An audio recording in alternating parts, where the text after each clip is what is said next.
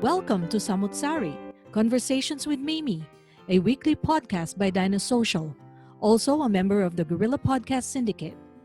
Sari is where we can show that ordinary people do extraordinary things.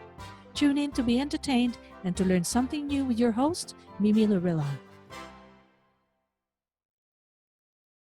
Hi, everybody. Welcome to Sari Conversations with Mimi, a podcast featuring topics of various interests for women and men alike. My name is Mimi Lorilla, your host for this show, and I feature guests who share their passion, their talent, their commitment to their professions. Here at Sari, we share stories to inspire you, stories from ordinary people who make extraordinary things. I want to introduce you to a very special person kasi na-recruit ko siya from New Zealand. But she's also a Filipino Kiwi. Is it still the same way they call Filipinos, Kiwi-Noys? I'm gonna get her to say hi lang muna, and then I'm going to formally introduce her. Her name is Miss Marianne Infante. Hi, Marianne, and welcome to Sari. Kia ora, kumusta ko pungan? I'm Marianne, and it's so nice to be talking to you, Ate Mi. Yes! I miss the Kiwi accent. Nawala na, pati yung mga anak ko, they've lost their Kiwi accents. They're now speaking like they're from Australian with an Australian accent. So I do believe that language changes you wherever you go. Just like Leia Salonga, when she went to the UK, she picked up on her British accent. Then she moved to the US. She lost her British accent. She's now using her US accent. But I love to hear the way you've said Kia ora. It's been a while. So just to give everybody a brief context or background about you. So Marianne is actually born in the Philippines, in Pampanga. Maraming masasarap na pagkain ng Pampanga. They say that it's the food capital of the Philippines. Maraming magagaling magluto sa Pampanga. But you moved to Christchurch, you migrated, I'm assuming this is your whole family, migrated to Christchurch in a time that you were still young, around 11 years old.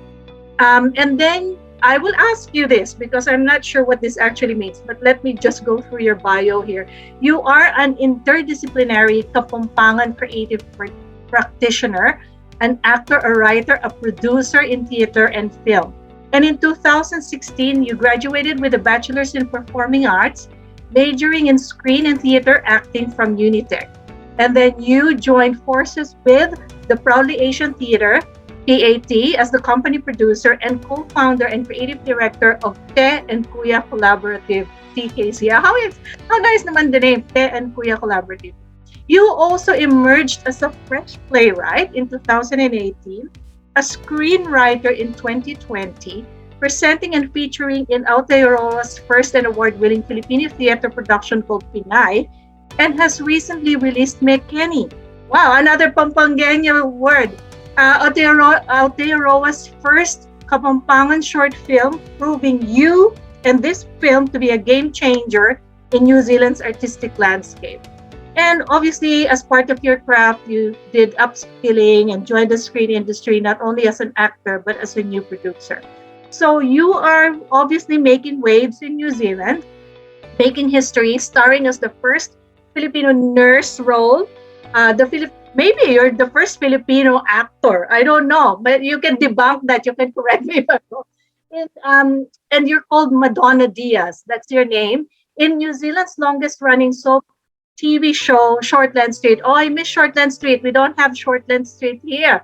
So I couldn't follow anymore whatever is happening with Shortland Street.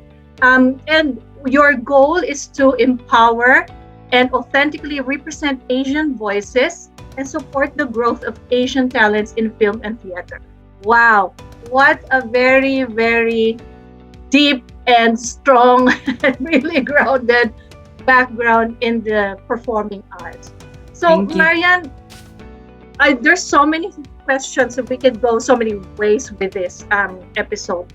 But first, syempre, may intriga yung mga potentially Filipinos from the Philippines na nakikinig sa atin. Are you the typical Filipino story of why you moved to New Zealand? What was your family's situation before that made your whole family migrate to New Zealand when you were young? Coming from Pampanga. I'm sure if I'm not sure if we like are the typical story. I think to looking at our migration process from a very young point of view, when I was 11, I didn't really think much of it. But I think now when I do like look back, I think my mum, who was a qualified healthcare worker or practitioner, she was a nutritionist dietitian, she was the one who migrated us as a family here with my dad, with Papa, and my sister, my younger sister. And I think it is typical in a way that there are a lot of highly skilled Filipinos who move here and, you know, find a new pathway and a more more resources to have better opportunities for, not only for us in the family, but also the family back home, you know, to send pera to the family, to the titas, the lolo, you know, the lola. But I think in that way, it is the typical narrative, I guess, of a migrating family.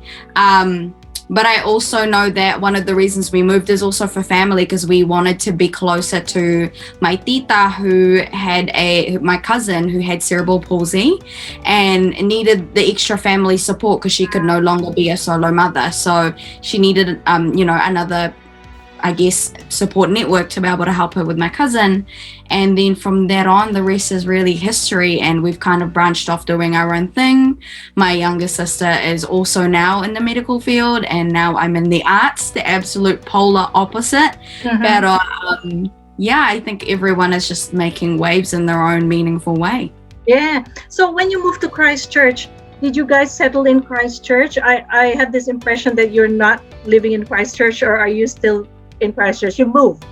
Yeah, so when I finished high school in Christchurch, when I was 18, I moved to Auckland to do my degree, because there wasn't the same degree that was offered in Christchurch. So I went and did the Bachelor of Performing Arts in Auckland. So now I've been based in Auckland since 2014, basically. Okay. So why is there an interest in your because your mom, you said she's a health practitioner.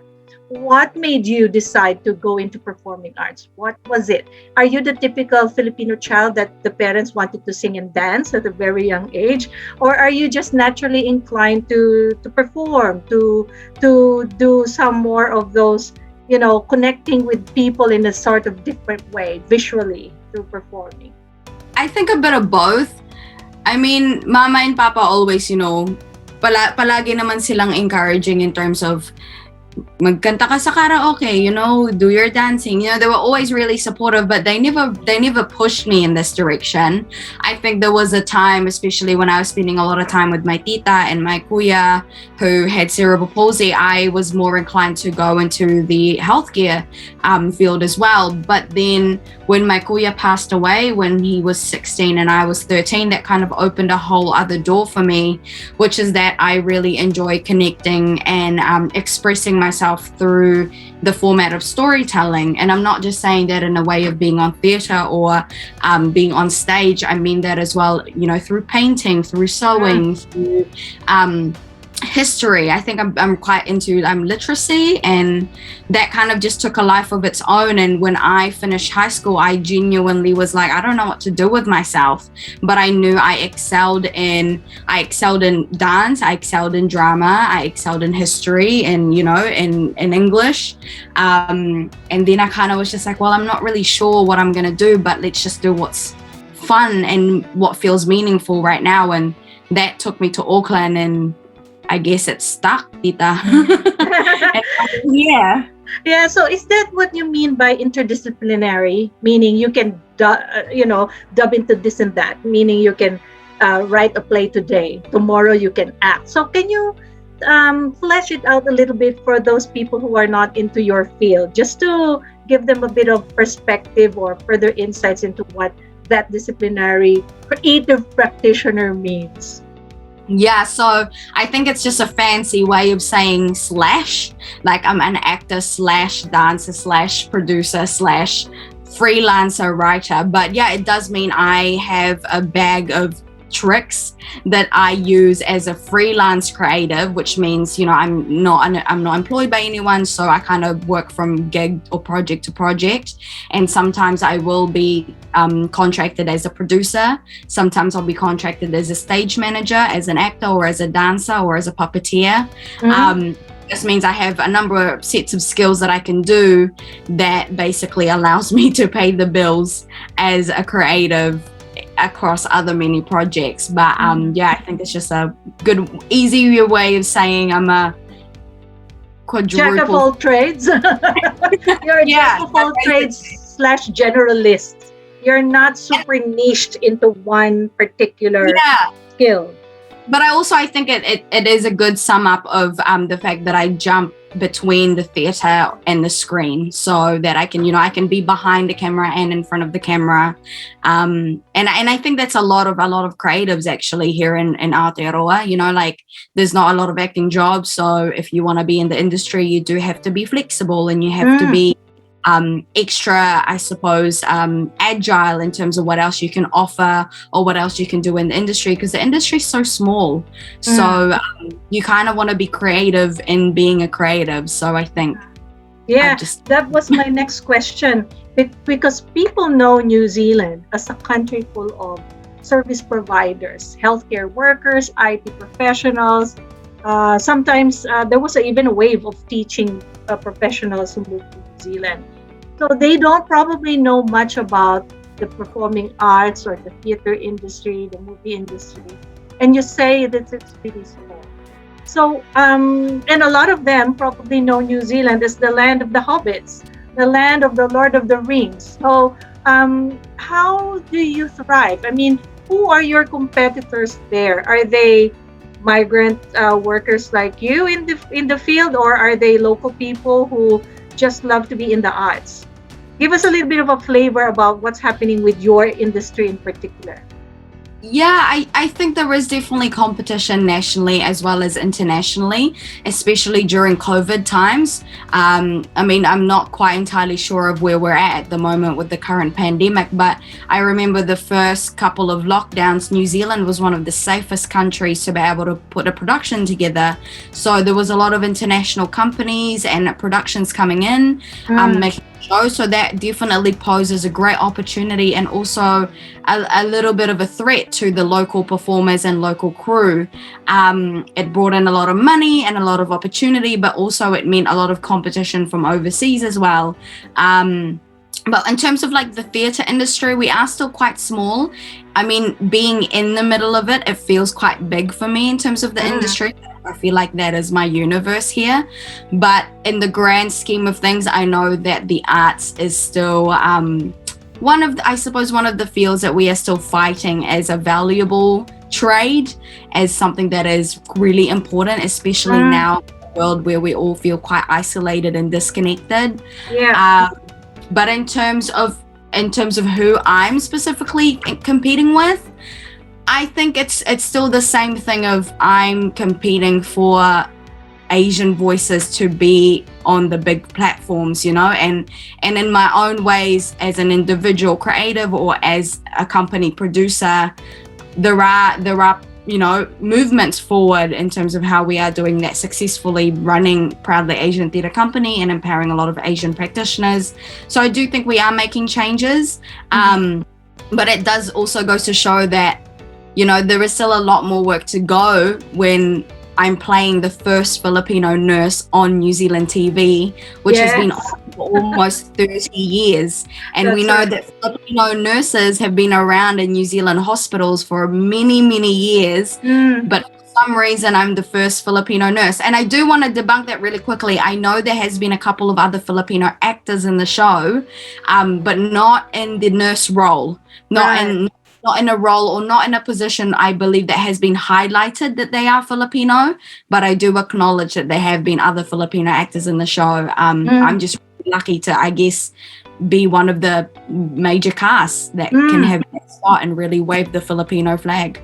Yeah, that's right. So is that like a long-standing kind of engagement, or was that just a one-off 5-season, 5-episode appearance for you? Are you regularly appearing in the show now? I've been on the show since July. Okay. And it's now November, so I'm one of the major guest roles. Whether or not I'm there for a lot longer, who knows? But I'm not going anywhere for a while. Yeah. So yeah.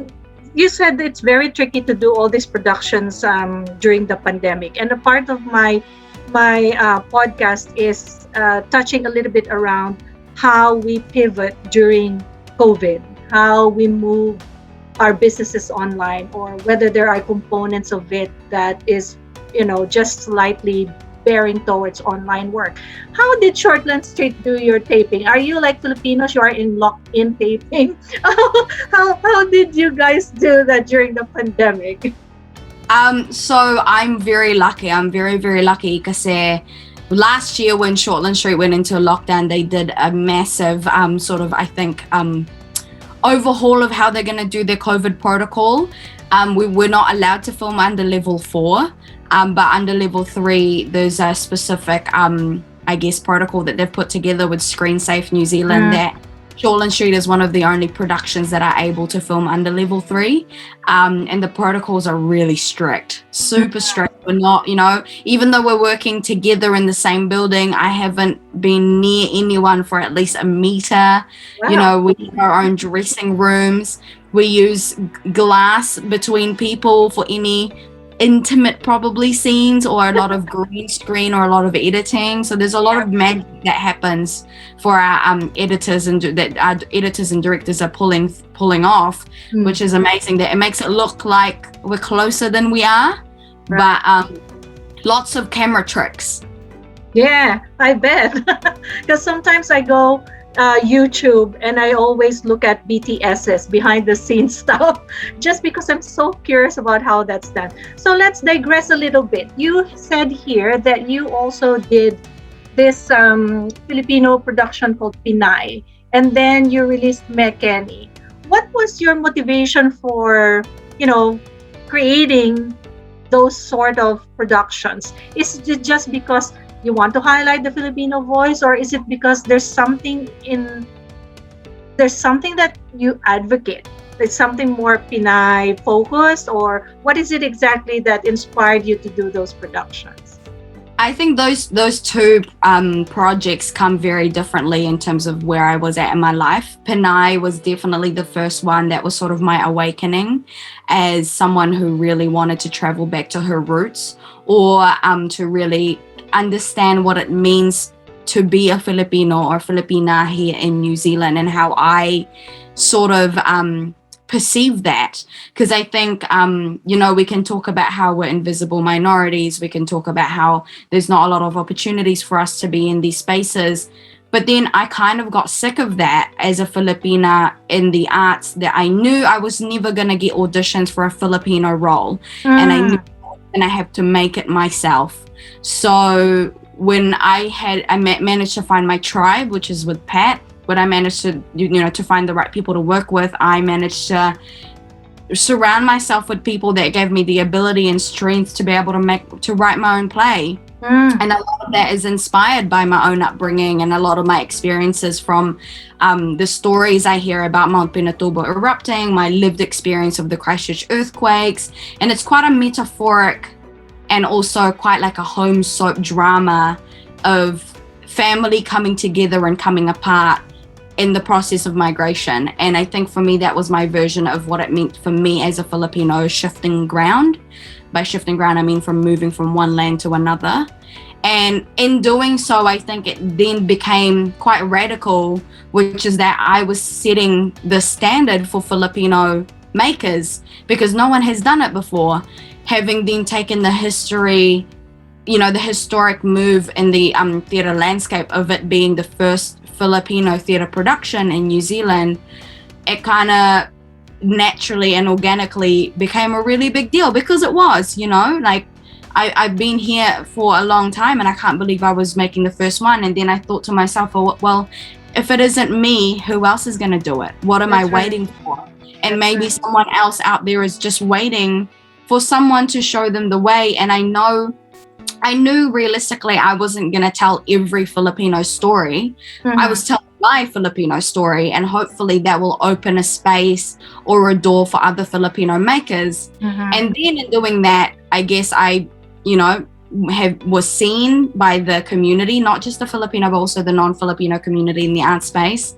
And it kind of became a domino effect that I got another opportunity this time to make a short film with other Filipino creatives like Alisa Medel, who was my director for Mekeni. And for that one, I was just very staunchly aware that I was doing it to really celebrate and rejuvenate and preserve the Kapangpangan language in a way I knew best. And that was to tell a story that was dear to my heart, that was inspiring for me and meaningful. And again, it talked about family. Because I think for me, as a very family-oriented person, my family has always been sort of my rock and my inspiration and motivation in terms of whatever I'm doing, whether I'm making them proud or whether I'm challenging our beliefs or traditions. In a way, I was still sort of telling a story that again is unique to me, but is quite universal to other migrants, not just Filipinos. And and again, because no one's done it before, it became the first Kapangpangan short film. And that was never the intention, you know. I was never like, I'm gonna make the first of this, and then I became the first Filipino nurse, you know, like it just I think I just happened to be the lucky one to crack, to crack that space. And if I can leave any legacy behind, is that I leave the door open so that other people can come through, because I know I'm not the only one. And I know for a fact because I work with many other very talented Filipinos and Asians here in New Zealand. So whether to inspire someone to do what I'm doing, and kind of whether you know what you're doing or not, to just be unapologetically Filipino in whatever space you're in, then I think I've achieved my goal. Yeah, how nice of you to have reflected upon that particular journey and how you position yourself and the Filipino voice in the mainstream kind of, New Zealand community. Because having lived there myself for a long time, I can say that we Filipinos are very, very talented. We're very creative. We're very madiskarte. But we're afraid to shine. For some reason, we feel this is me and my personal take on this.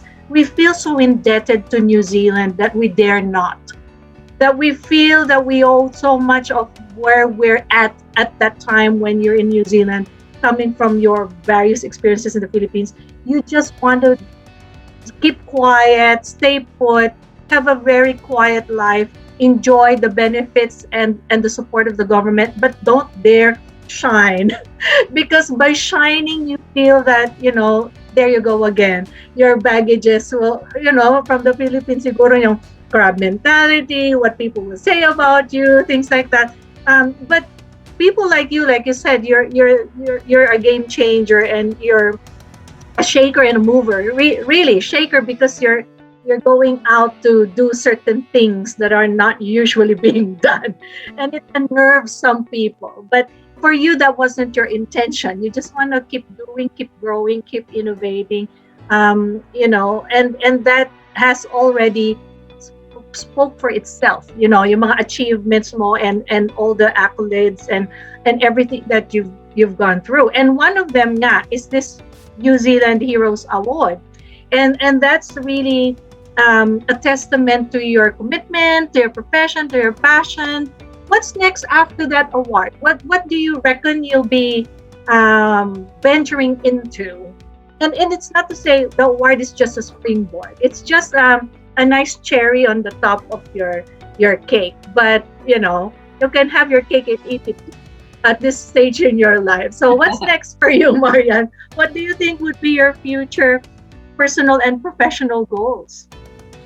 Honestly, Tita May, that's a good question, and also not a question I am in a space of at the moment, kasi so much abundance has just come my way by, like what you're saying, of really sticking my head out. And I do just want to say, that crab mentality plus New Zealand's tall poppy syndrome doesn't help Filipinos in terms of their ambitiousness and to really achieve, And I think a lot of us who moved here, there's this idea, like you were saying, is that, you know, you got out of the Philippines, you're here, you're earning the dollars, you have to be grateful. And you know what? I really am. And I think my way of showing my gratitude to my mama and my papa is to further flourish in that, you know, like, I mean, as a creative, sometimes honestly I have no income, and other times I have income left, right, and center.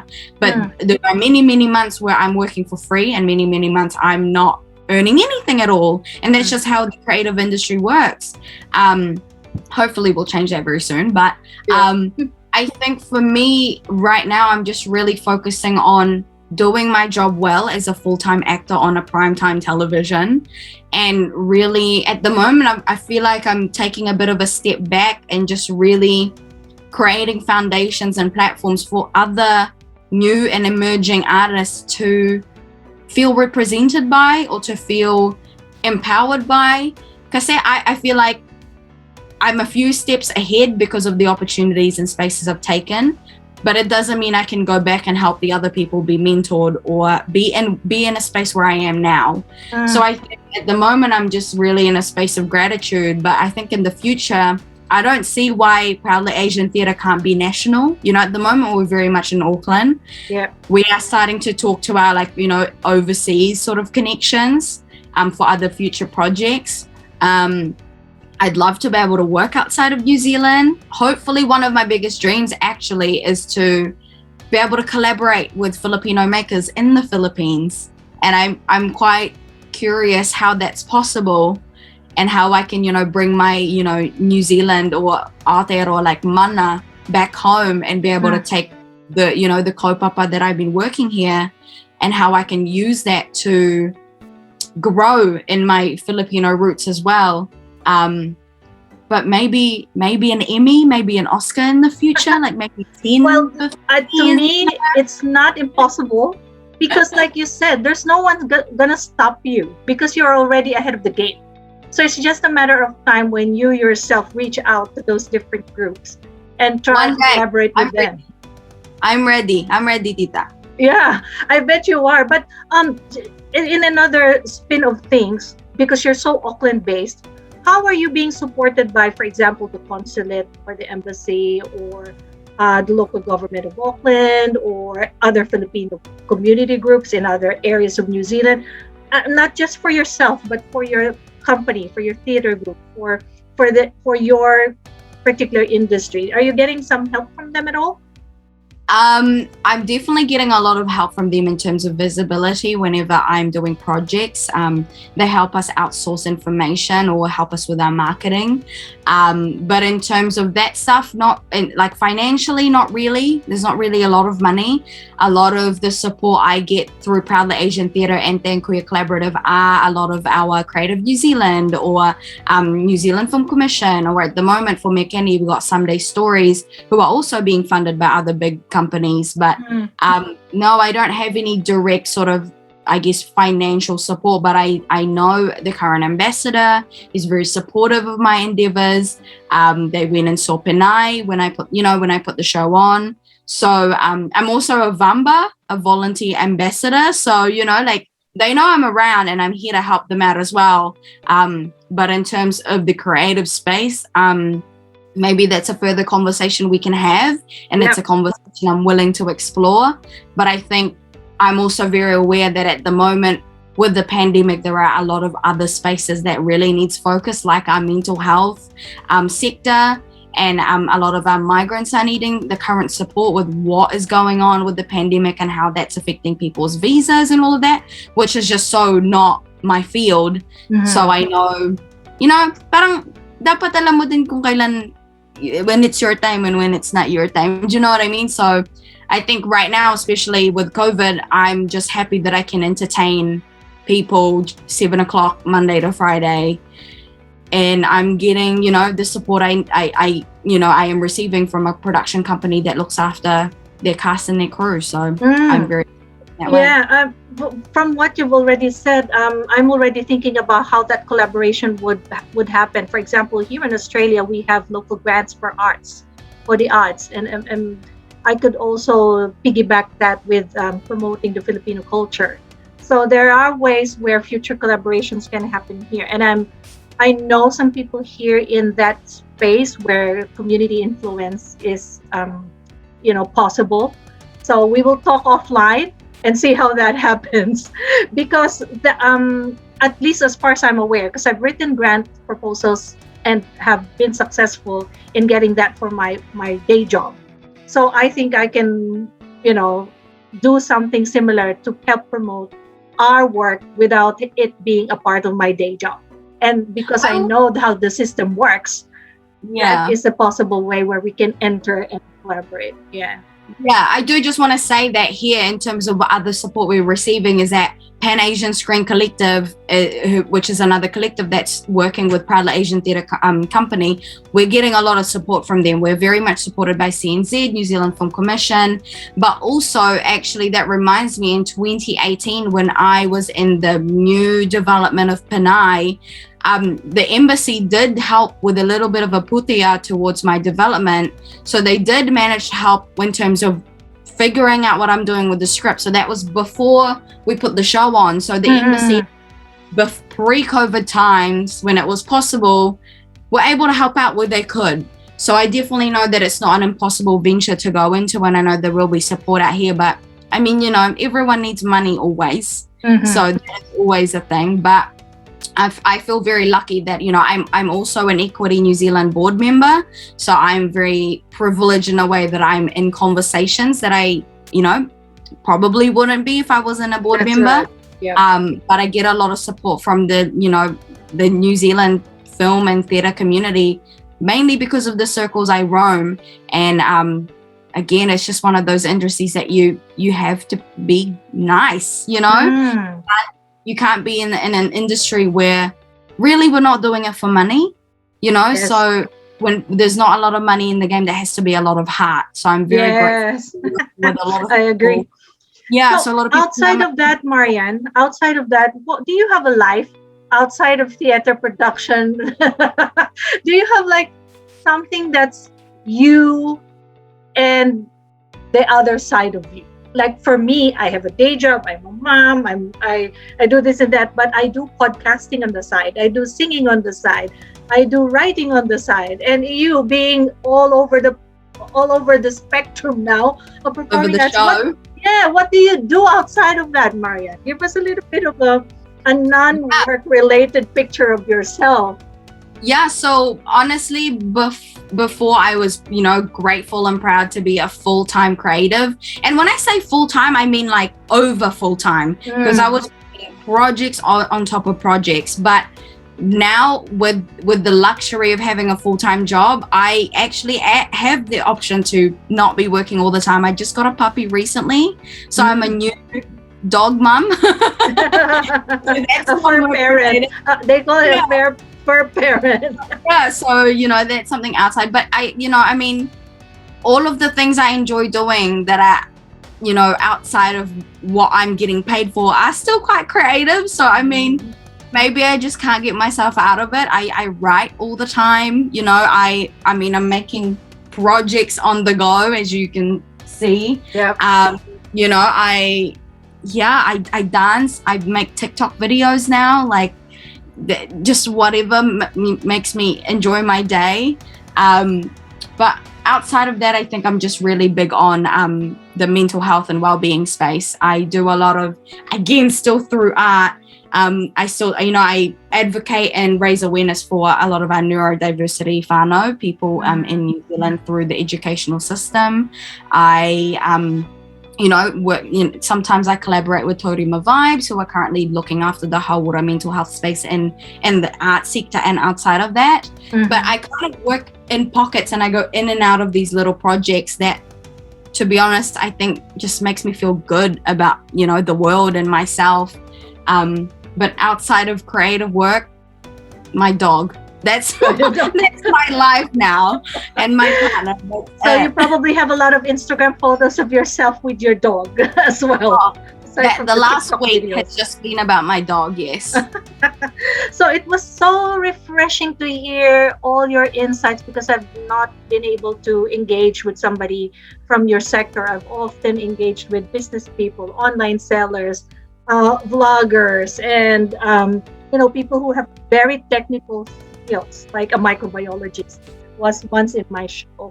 So it's really, really nice to hear from you, a young person with a lot of dreams, a lot of plans in life, and still manage to go through all that we've discussed in this short space of time. So if ever there are people who are still intrigued, curious about what life in New Zealand is, and anything that you can share as a message to people who want to be in your industry, what would you say to them? I would say be bold. I would say be proactive. And I would say really understand who you are and what you are about. Kasi I think kung talagang kilala mo yung sarili mo, no one can question it. If you really understand who you are and where you're coming from and where you're going, then you can be as unapologetic about your actions and your choices, and that people will remember that.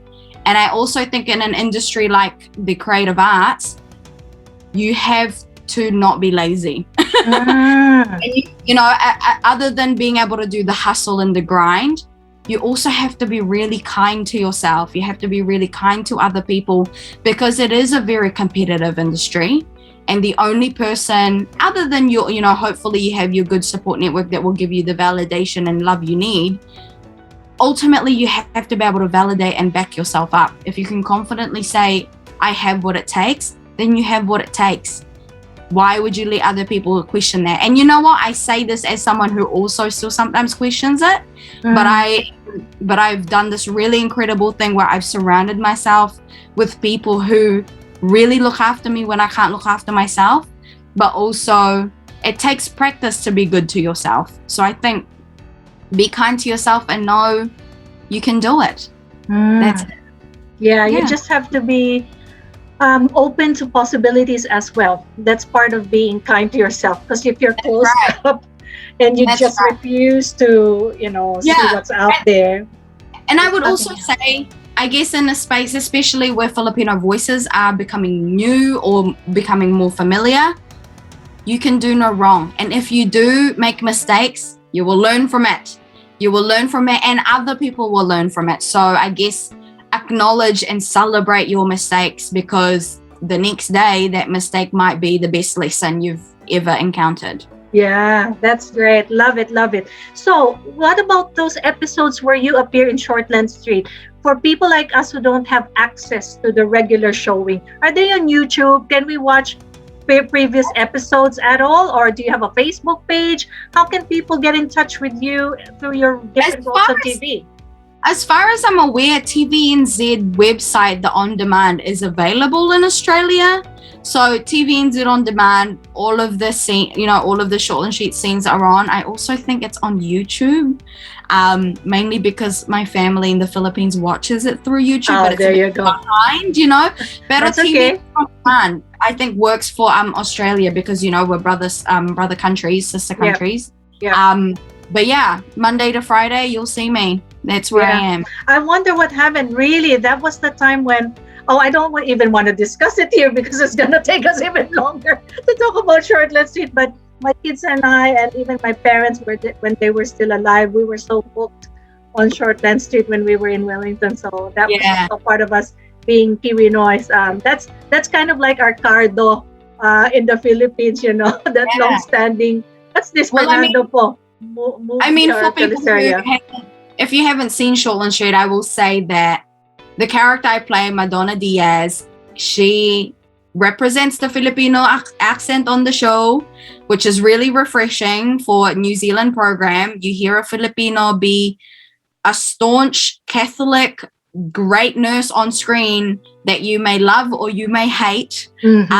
So, she's a very bold person, and I think she does her job very well. And sometimes that doesn't work very well for the other characters on the show. But she's definitely staying around for a while. So good. It's just like Glee. I feel that the stories and the conflicts. Yeah, you know what? her current sort of motions at the moment, if you do want to check it out, you know, she goes through, you know, her ambitiousness with her career, trying to fit in, romance is a thing, trying to find, you know, home in a new country. It's all there. So go check it out. Yeah, I'm pretty sure. So if anyone listening to us would like to engage with your theater company or you personally as a practitioner, how do they get in touch with you, Marianne? We are very easy to find on Facebook or Instagram. ProudlyAsianTheatre.com is our website as well. Te Kuya Collaborative is also on Facebook, but easiest way is to find me on Instagram or TikTok, Marianne Infante, and honestly, all of the links to my companies are on my pages. So, you know, I'm also very happy to meet people on, you know, the socials if they want to talk about what it means to be a Filipino overseas or what the heck I'm doing in the arts. But yeah, engage, and you know, I look forward to chatting. Yeah, thank you so much, Marianne. It's really fantastic to have engaged with this very refreshing topic. I really feel that wow, to be able to talk to somebody in New Zealand that's really, really driven, you will be able to influence more younger people to really pursue their dreams and go hard and don't hesitate and be a change maker like yourself. So with that said, I want to formally close the show. Again, Marianne, thank you for being here today. And for our audience, for our listeners, if you have any stories or topics that you wish to feature in the show, please reach out to me. My email is in the description box below. SAMU'T Sari Conversations with Mimi is a member of the Guerrilla Podcast Syndicate. You can also reach out to me through my Facebook page and my YouTube channel. Please don't forget to like, share, and subscribe. Marianne, how do you say goodbye in New Zealand? How do you say? And what about? Dakala salamat. Dakala salamat. And in Kapangpangans, that would be? Oh, I don't know. I usually just say salamat, mingat ko pungan, at sana mikikatan pasibayo. Okay, there you go. So thank you, Marianne, and until the next time. Bye, everybody. Thank you so much. Bye-bye.